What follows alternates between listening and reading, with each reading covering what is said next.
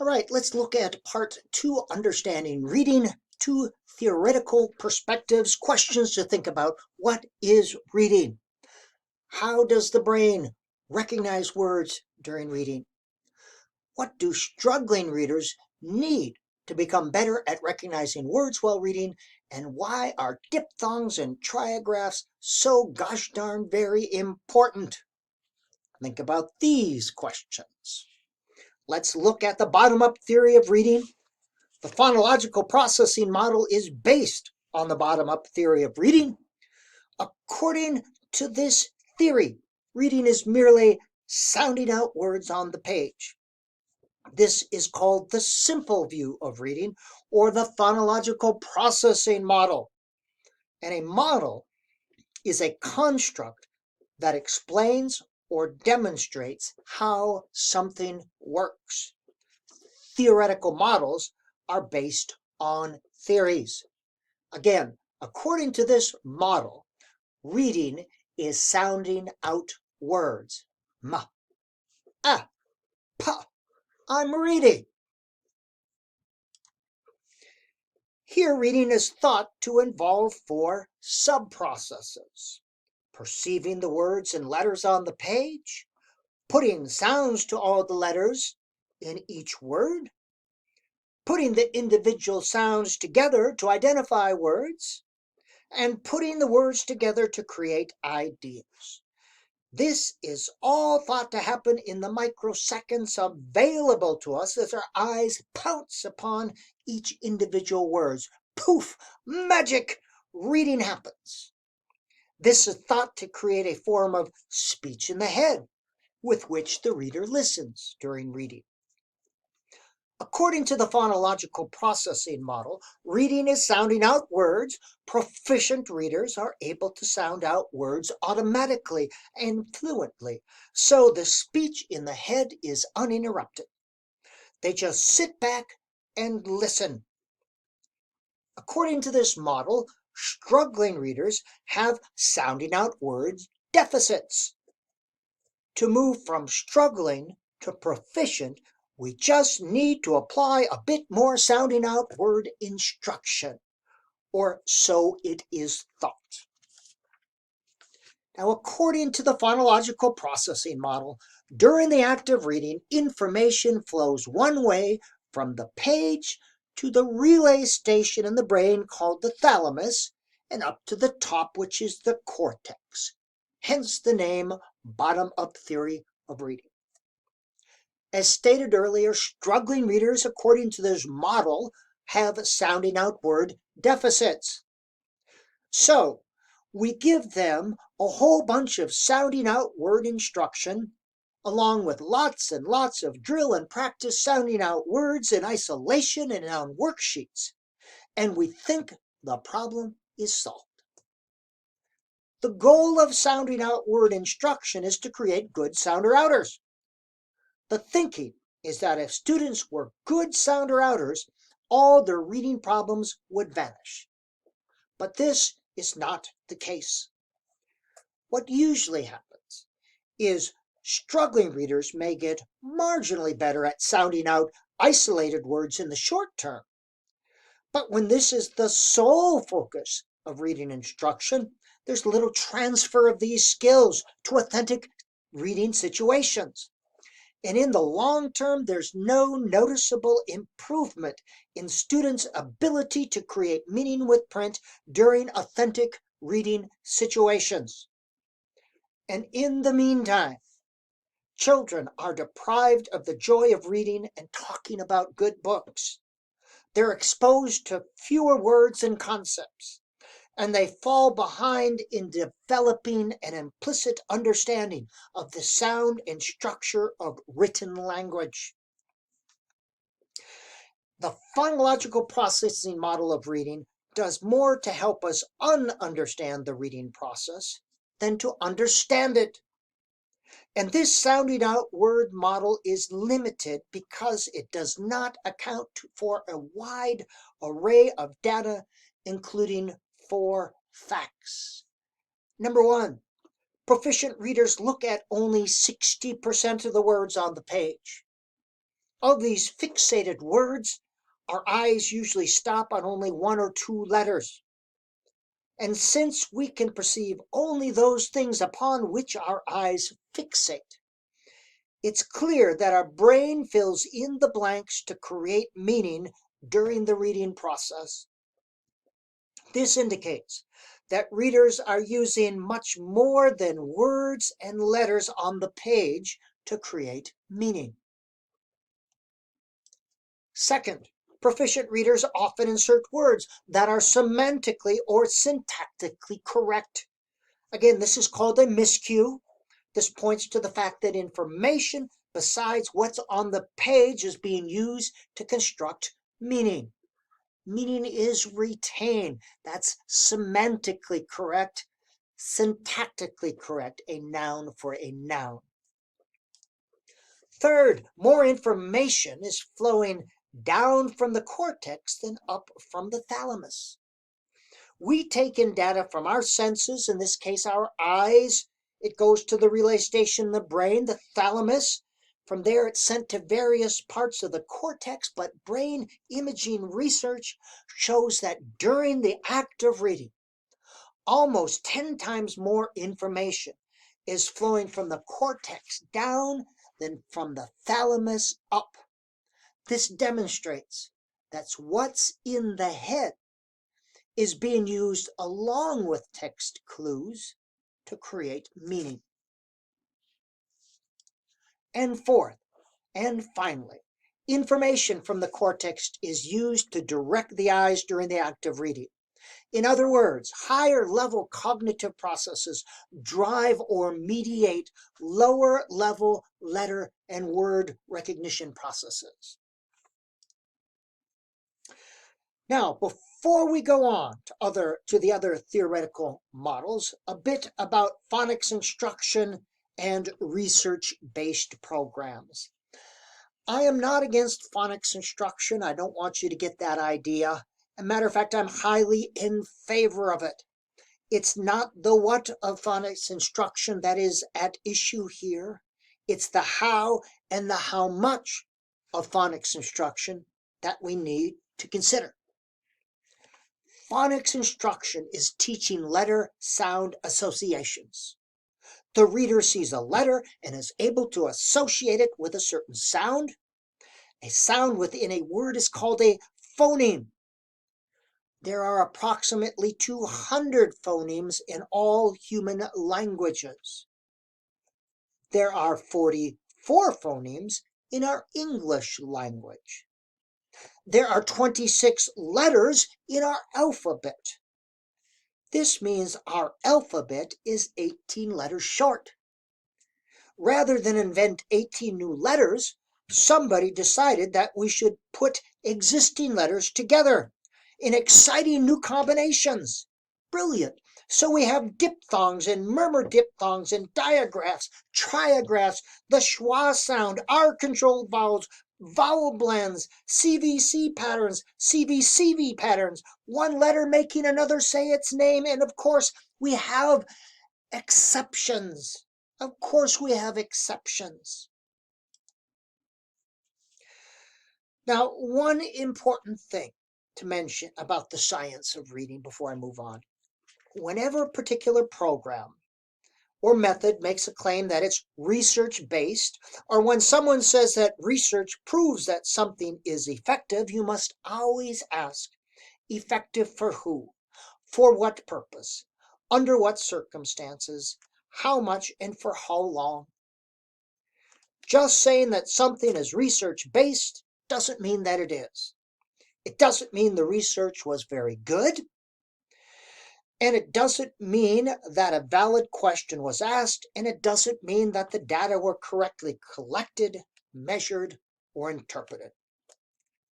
Now, some of these research-based reading programs may indeed produce a blip in low-level sounding out word scores.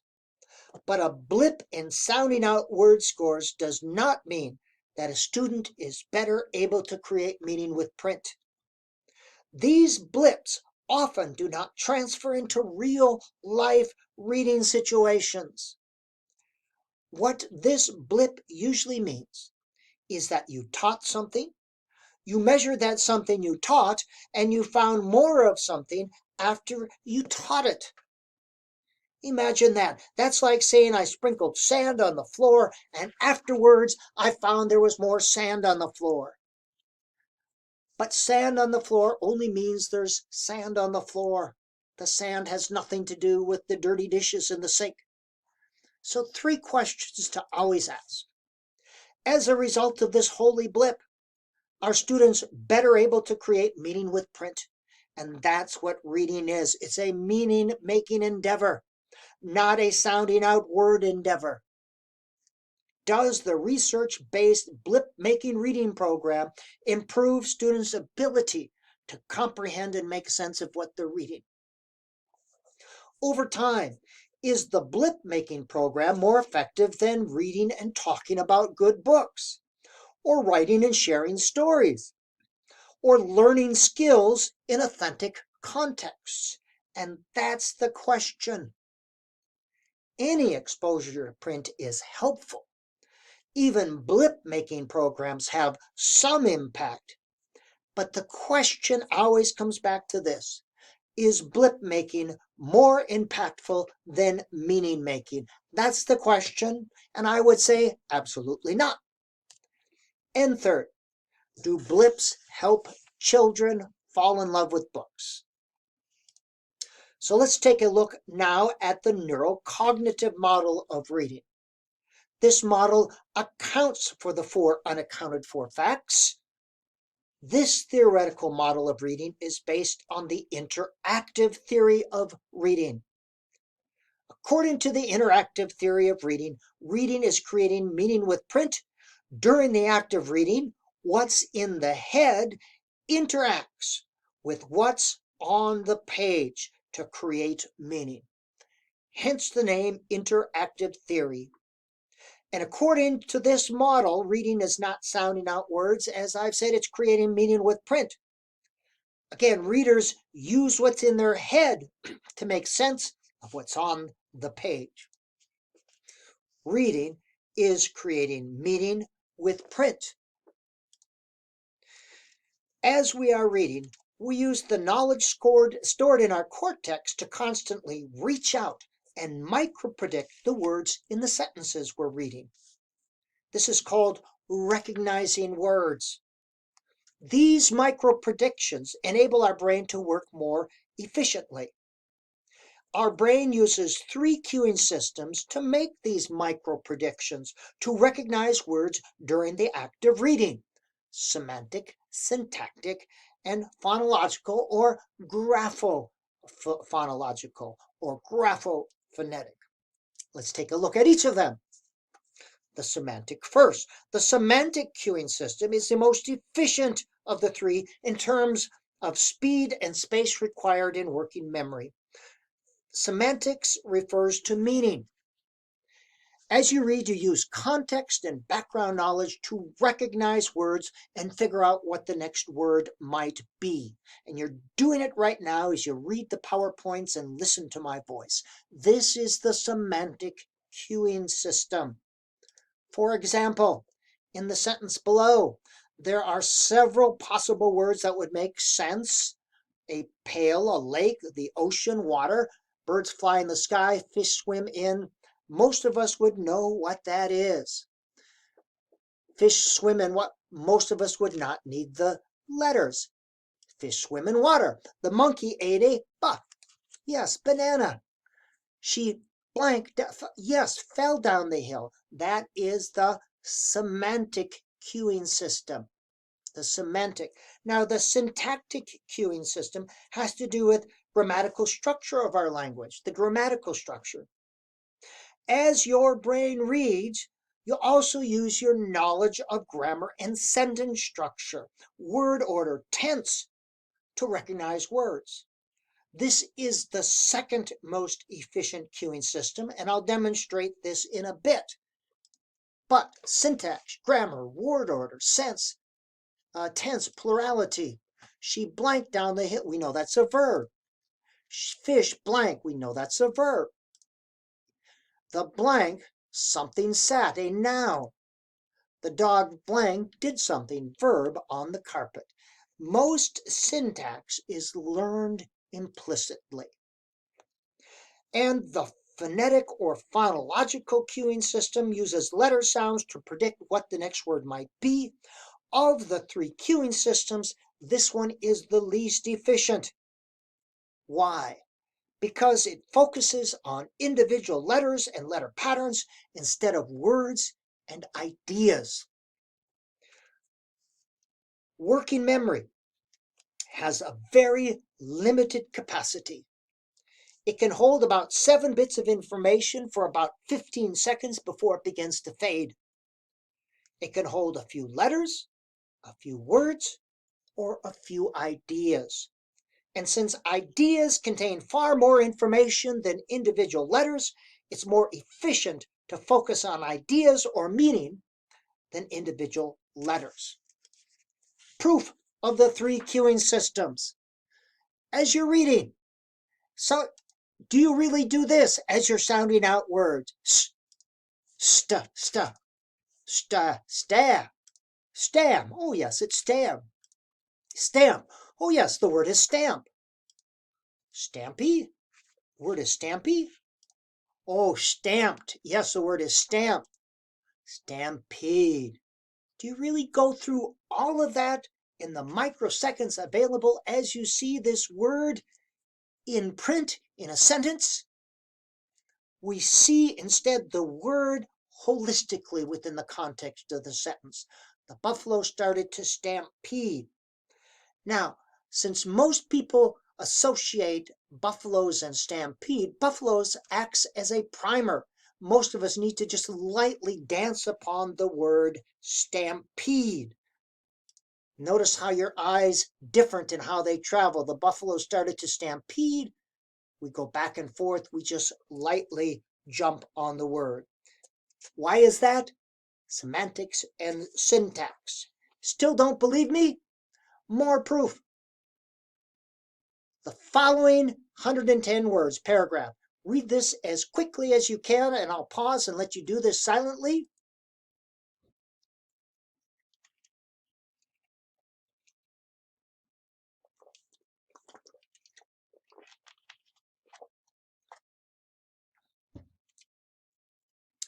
All right, very good.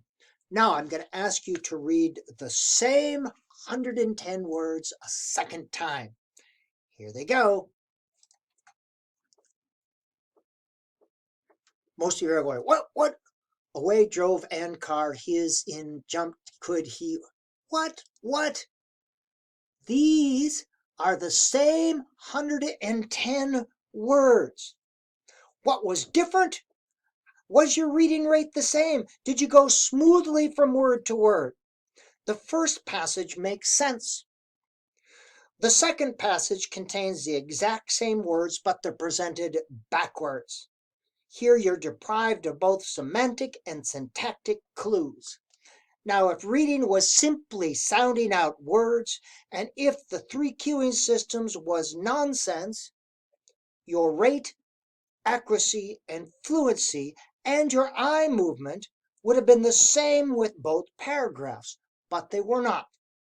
You most likely read this second paragraph word by word in a very choppy, stilted manner, much like struggling readers who have been subjected to too much phonics instruction and who is trying to use only letter clues and not semantic and syntactic clues to create meaning with print. 3 other things. During the act of reading, your brain uses as few letter clues as possible to recognize words. You use the file folders in your head, known as schema, to make sense of things. What's in your head? Second idea.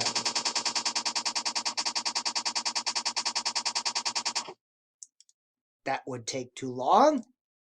Would use too much space in working memory. We use minimal letter clues. And our eyes don't stop on every word. Vowels are not very important. Now, all the vowels are removed from this next passage, except for the initial vowels, if it comes in the initial place. Once upon a time, most of us can read that. How important are vowels?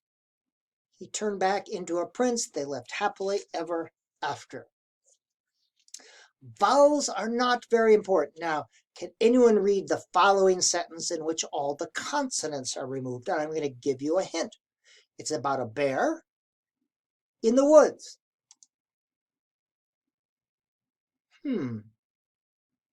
What about with all the vowels removed? The big black bear ran. Yes, yes. So how important are vowels? All right, this is the end of part 2